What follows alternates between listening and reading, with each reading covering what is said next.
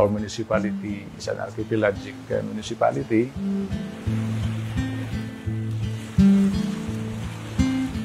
Primarily, the livelihood of our people depend on fishing.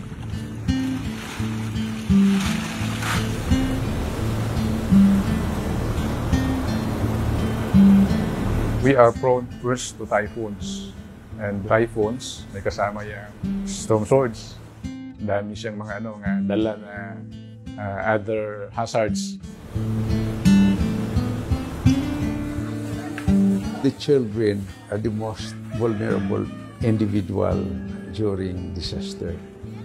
What we need is intervention in order that the impact of the disaster will not affect on their mental and physical life.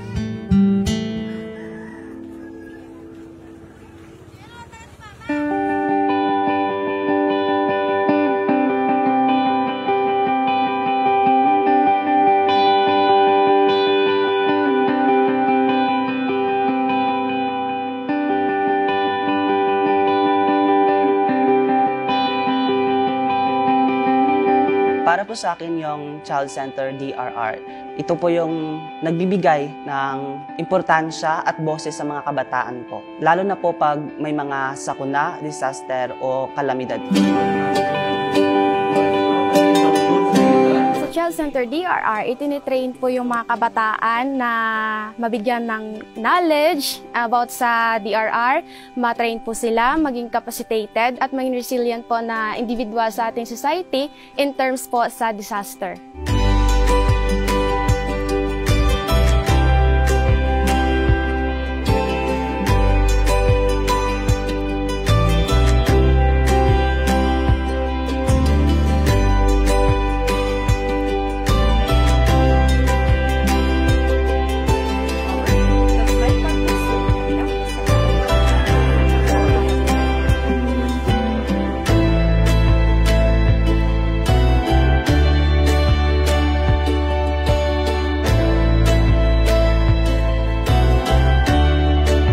Ang daming opportunities, daming benefits, daming advantages ang na-implement na child-centered disaster risk reduction sa munisipyo ng Carles.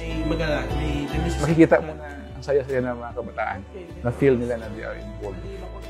That's the impact if you engage children.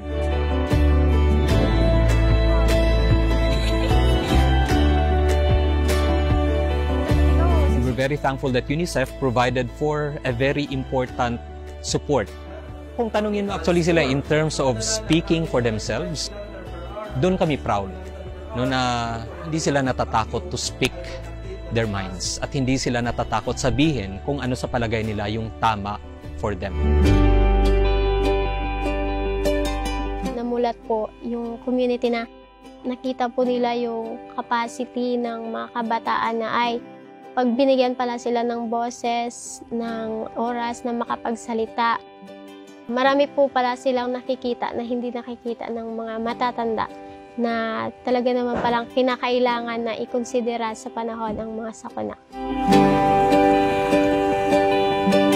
Bilang kabataan po na nandito sa isla, kalimitan po hindi po kami natuturuan ng tamang preparedness, awareness on DRR.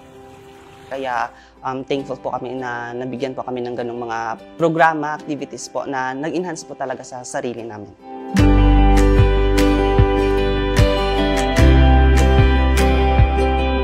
Na-empowered kami at dahil po sa mga activities na yon, mas naging responsible, mas naging may alam dahil po sa tulong ng UNICEF at sa tulong po ng Teach DRR Project. Ini ang Star Shine Weather Forecast.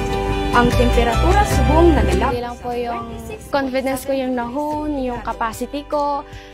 Most of all dyan po is yung tinatawag nating instrumento para makatulong sa kapwa kaestudyante at sa community na rin po as a whole.